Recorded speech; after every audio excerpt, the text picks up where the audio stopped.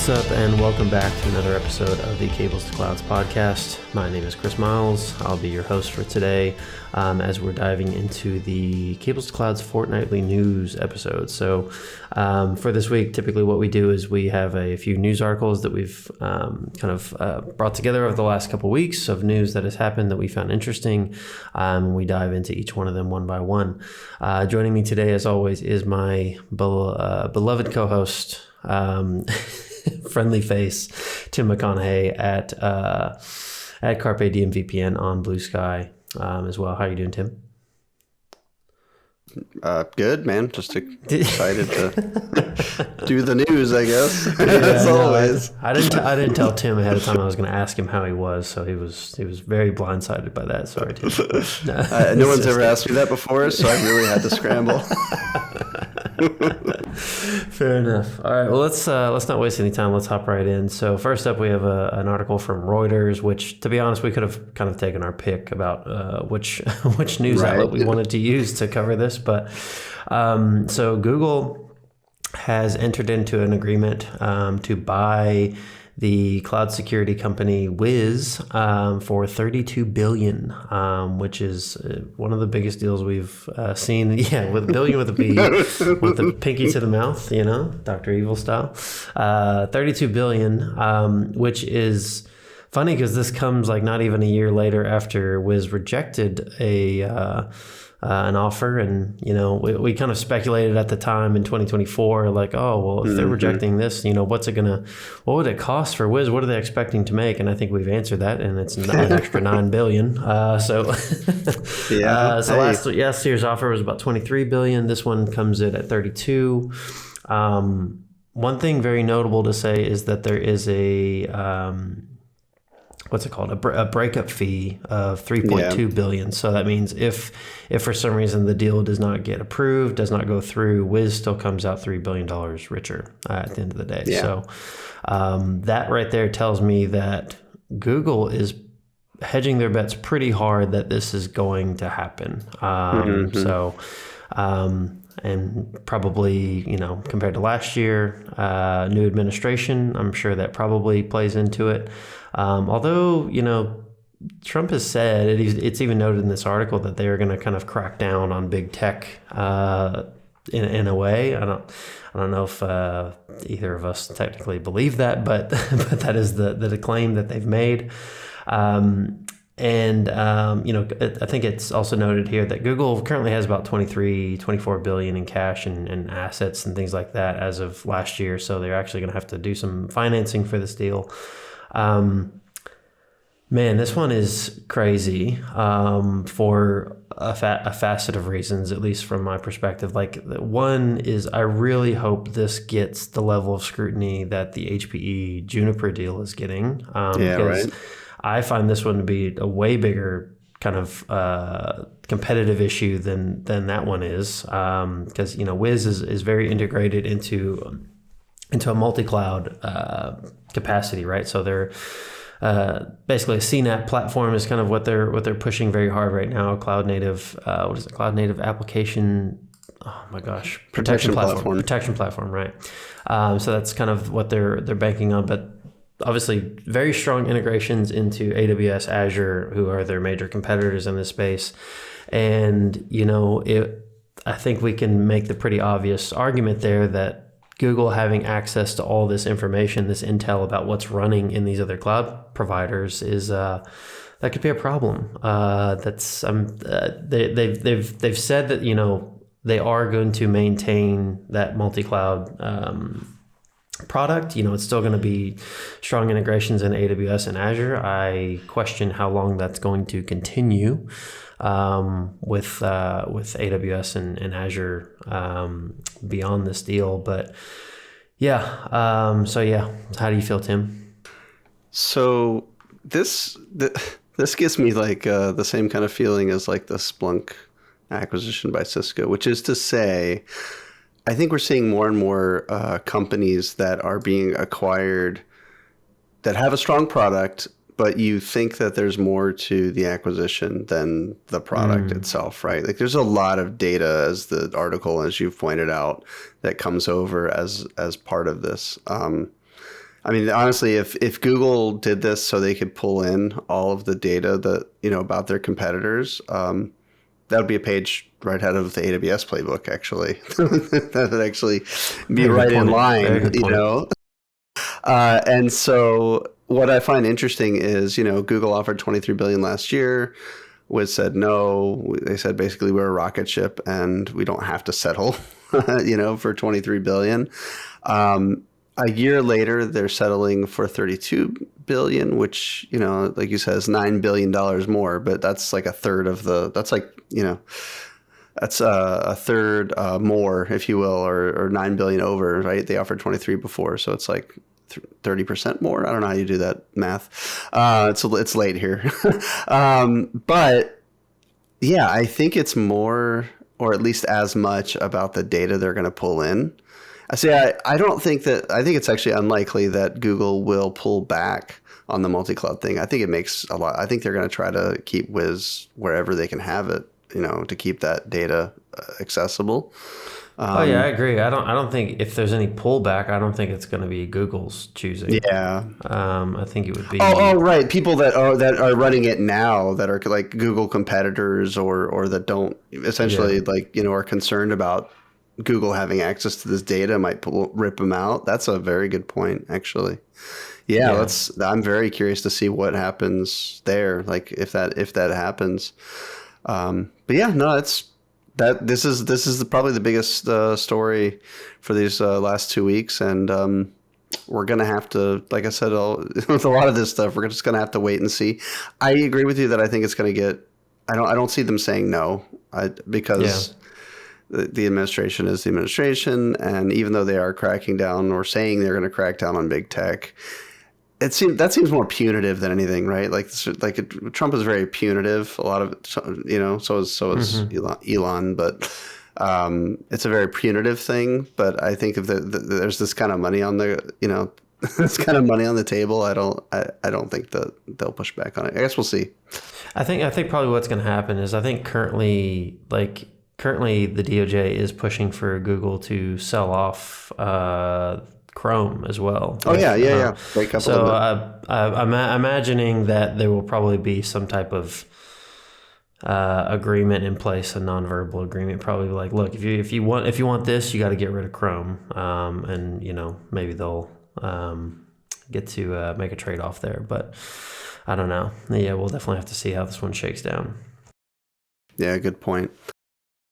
Okay, so the next article, this one's pretty interesting. So Cisco and NVIDIA are teaming up to build the Cisco NVIDIA AI factory, I think is what it's called. Yep. That's Hold on, correct. I wanted to bring up the actual article, so make sure I got the name right. Yeah, the Cisco Secure. Secure AI factory Mm-hmm. with NVIDIA.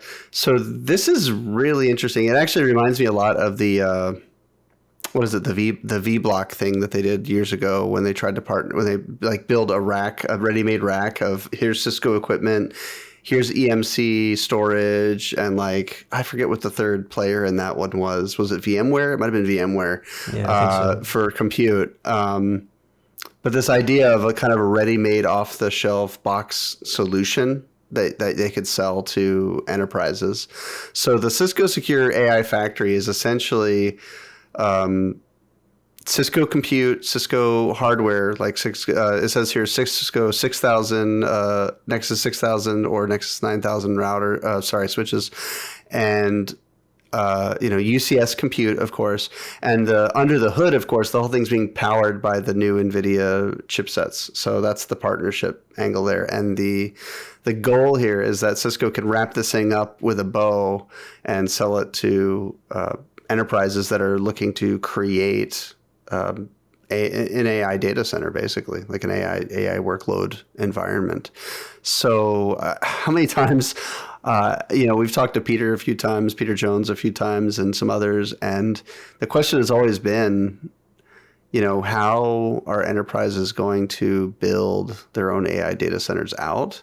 And Cisco basically is showing up with NVIDIA under the hood and saying, here's how. We'll just, buy our SKU essentially, and get as a a block, if you will, a rack full of gear that is built to do this. So really interesting. Not an unusual play for Cisco, like I said. I will point out that what VBlock ended up kind of failing as a partnership because of EMC getting got by Dell and some other stuff. And there was always, the worst part about that whole thing was that there was always an issue of who was responsible for what. So when you have three vendors packaging hardware together and then selling one solution, there's always a who do you call when the shit breaks thing that was never really figured out.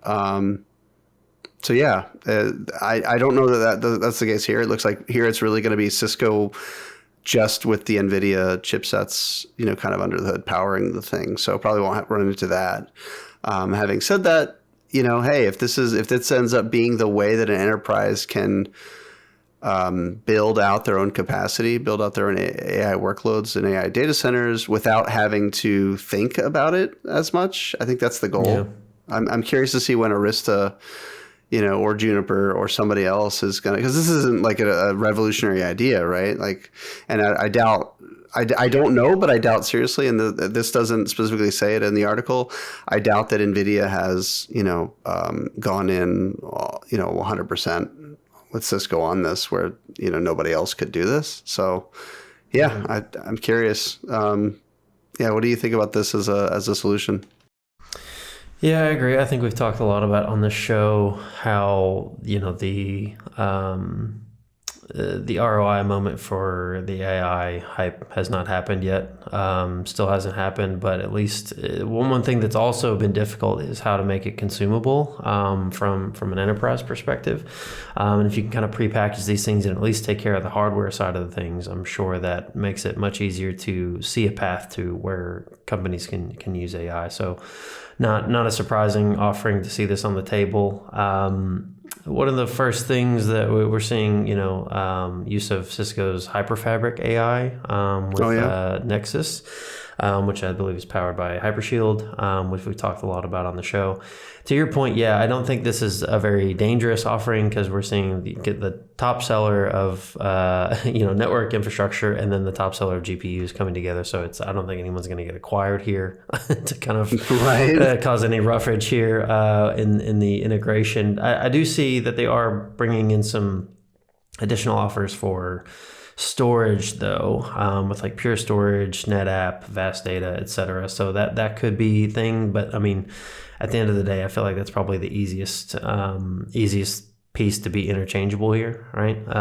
So yeah, very interesting offering. I don't know who's buying it just yet, especially with I'm sure all this stuff was pre-planned well before, DeepSeek came to the table. Right. I'm curious who's pulling the trigger on this immediately. But very interesting to say the least. Yeah, there was something in here I forgot to mention, which is, of course, like you said, the Hypershield thing is kind of part and parcel with this, and they're mentioning that this product I've only heard about and not seen any actual data for, which is the AI defense. They're kind of building into this idea of defense for AI. Which again, I've only heard. I'd love to see some white papers. I'd love to see some details about what AI defense actually looks like. What does that actually do?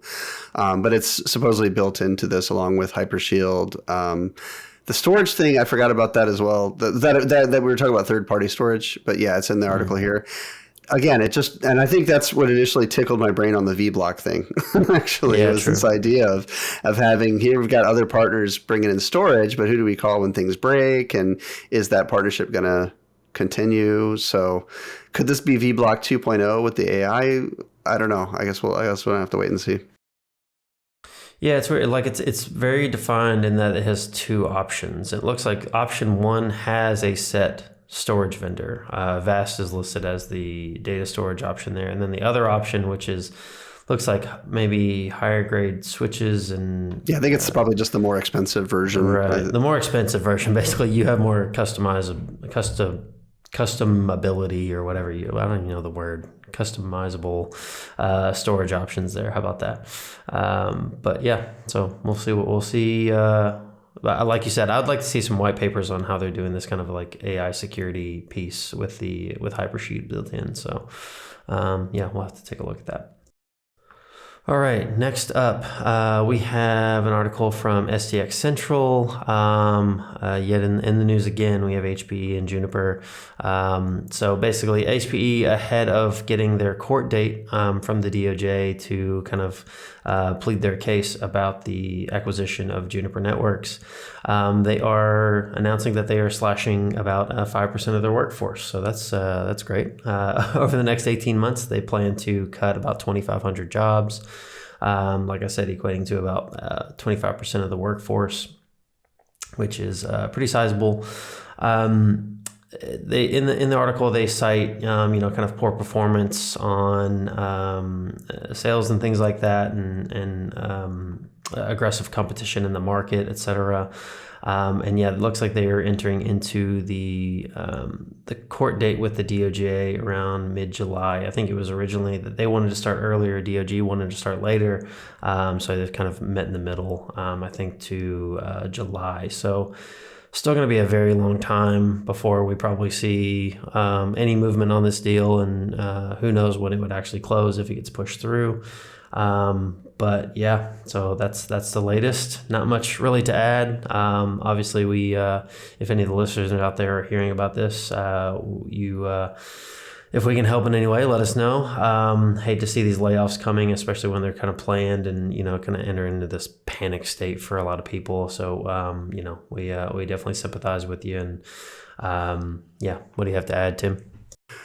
What I think is interesting about this article, there's a few things, right? One is that the vendor reported a near record 17% increase in overall revenue compared to the same quarter last year, and that it met growth expectations. And the next, but no, that's fine. Let's just cut 5% of the workforce anyway, basically. I mean, that's how companies do it now. Whenever you're ahead, you cut people so that you can be even more ahead. Right. Yeah. And it mentioned something about server inventory and, basically having to cut prices on server inventory because now, I guess, because everybody's trying to make shit for AI, there's plenty of inventory essentially. Right. So they have to cut pricing on it. But they still, again, 17% near record increases in revenues, but whatever. I don't know if this is just like seize the moment because we can cut people, we're going to cut people, this is just the new normal, or if they're anticipating having to essentially pay for the court, like having to go to court and, or the lost revenue from not being able to realize their acquisition or something like that. And that's part of why they're thinking they have to cut jobs. But I mean, honestly, like I said, any corporation that, all corporations are like, well, why make 17% when we can make 25% by cutting exactly. More people? This is what I think is interesting is that the DOJ is still pushing forward this. I honestly, truly expected this to kind of evaporate once the new administration really got underway. But I guess they're really, really busy finding government waste and firing everybody in the government. Maybe that's the problem. Maybe the people maybe they fired the people that would have actually stopped this lawsuit.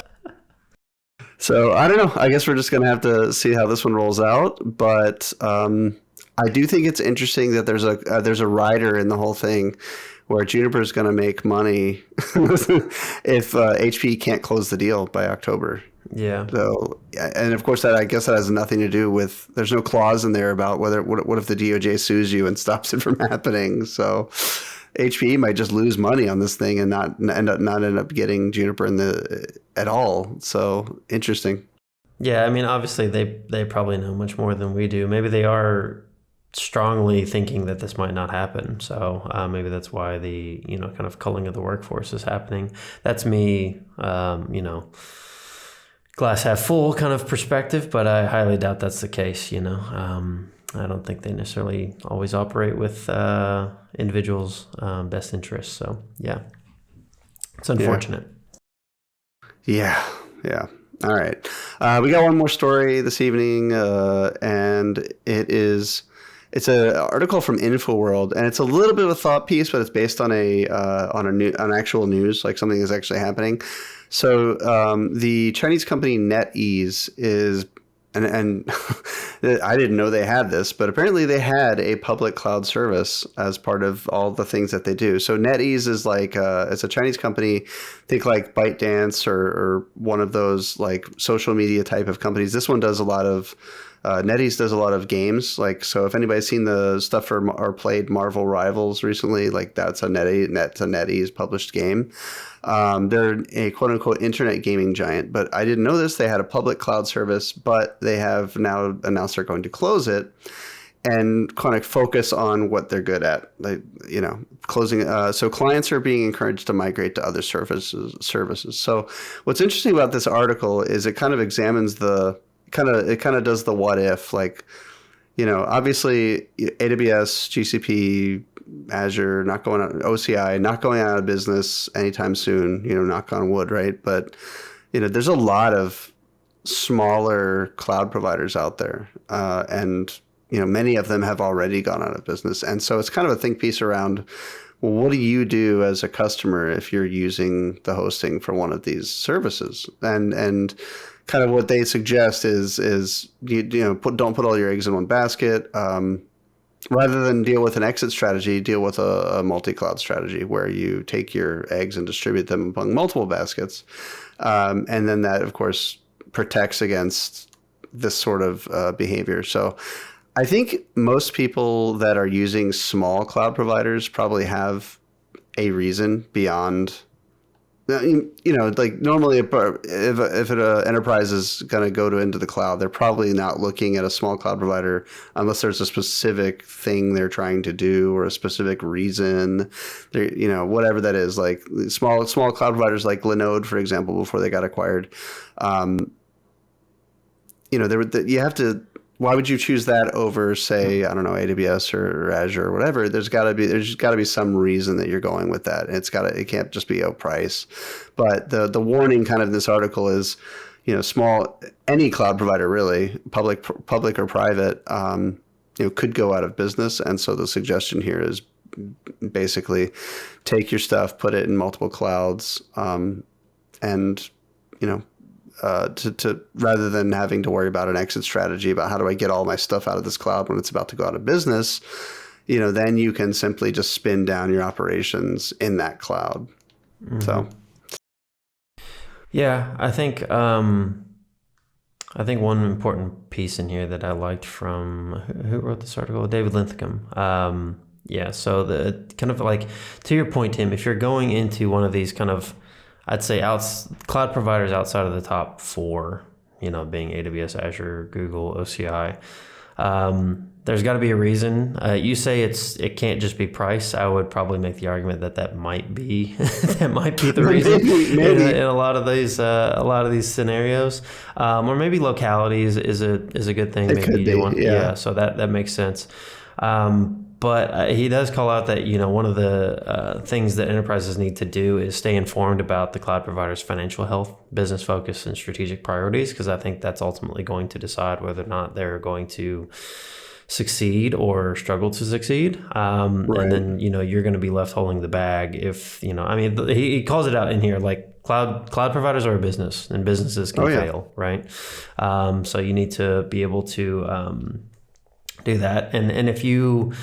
like you said, if you adopt a multi-cloud strategy and kind of think of that distribution of services and, kind of using, I'd say we've had the discussion on here about cloud native versus CSP native, things like that. Use as many kind of maybe like cloud native and portable services as possible. That's not always feasible with, the kind of where your workforce is. I'll be honest with you, outside of the top four, I don't know what the Kubernetes offerings look like in a lot of these, third-party cloud providers as well. So it might just not be possible. But I think that should also sway your decision about whether or not you adopt them. Obviously, we want this to be a free market. We don't want there to just be 4 cloud providers, but I don't think we're far off from probably that being the case.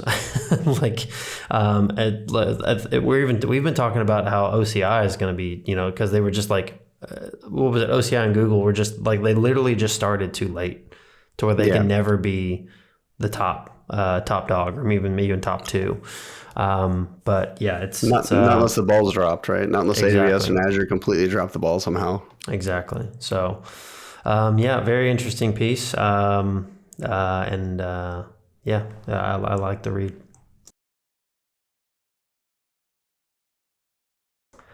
All right, and with that, we'll wrap up for this week. So thanks for joining us on the fortnightly Cables to Clouds news podcast. I've been Chris Miles with my co-host Tim McConaughey. If you have not purchased our book, please go out and do that. If you are interested in taking the hold on, I have an if after this. It's not just a blanket buy the book. It's if you're interested in learning more about AWS networking, and specifically if you're looking to take the AWS Certified Advanced Networking Specialty Exam. I've gotten that down pat. That's a mouthful, man. I'll never get used to that one. ANSC01, how about that? So if you're interested in learning more about AWS networking or taking that exam, please check out the book for sale on Amazon.com. We'll put a link in the show notes. And with that, we'll take it away, and we'll talk to you next week. Yep, take care, guys. Bye. Hi, everyone. It's Tim, and this has been the Cables to Clouds podcast. Thanks for tuning in today. If you enjoyed our show, please subscribe to us in your favorite podcast catcher, as well as subscribe and turn on notifications for our YouTube channel to be notified of all our new episodes. Follow us on socials at Cables2Clouds. You can also visit our website for all the show notes at cables2clouds.com. Thanks again for listening, and see you next time.